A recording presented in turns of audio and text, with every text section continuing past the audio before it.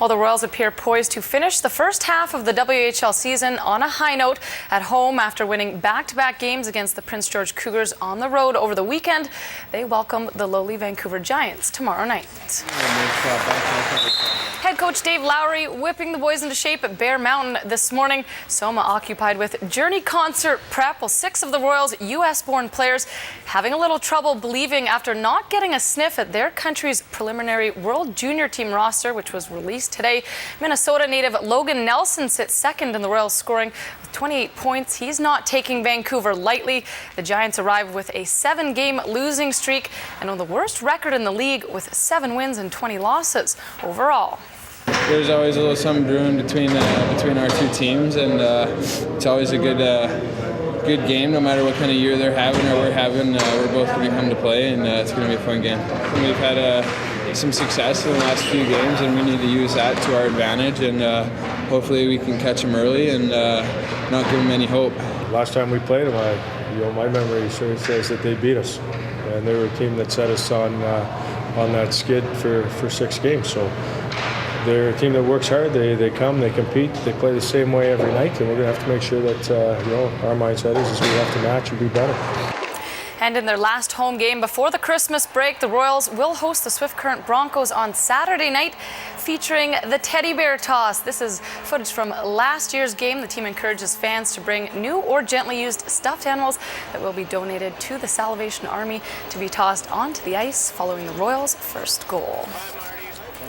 Well, this is day 80 of the lockout between the NHL players and owners, but there is a sliver of optimism, as 6 NHL teams and 18 players sat down in New York this afternoon to try and get a deal done. The perception was leaving both NHL Commissioner Gary Bettman and NHL Executive Donald Fuhr out on the sidelines might lend some compromise to the discussions. Mr. Bettman, what are you hoping for today? I'm hoping we get to where we need to be.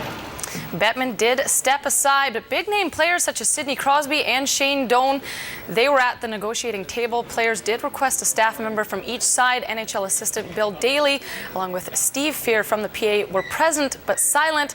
Ownership included the Pittsburgh Penguins, Calgary Flames, and Toronto Maple Leafs, among others. But with games canceled through December 14th, if a deal can't be reached, more are expected to be scratched off the schedule this week. From Vancouver today, Canucks captain Henrik Sedin said this to the province, quote, "I think from day one this has fallen into what we really thought was going to happen. I don't know if the owners think they're dealing with kids or that we are stupid. It's a little mind-boggling when you see what's coming out of the other side. I want to hear a change, and they're actually going to give us something in return for the things we've given them." Well, finally, the group in New York began meeting behind closed doors at 2 p.m. Eastern. They have yet to take a break, and we will continue to monitor that discussion with any new material on CTV Sports at 11. FedEx Cup underway. Rory has put himself in first place. To the Lynx. Not only did he win the FedEx Cup, luck of the Irish would have it, Rory McIlroy has also been voted the PGA Tour Player of the Year. The 23-year-old from Northern Ireland is the youngest golfer since Tiger Woods at age 21 to be awarded the trophy, voted by his peers. McIlroy racked up 4 wins this year, including the PGA Championship.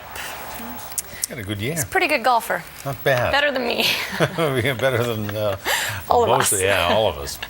All right, Erin, thank you. You're welcome. See you on Vancouver Island Report.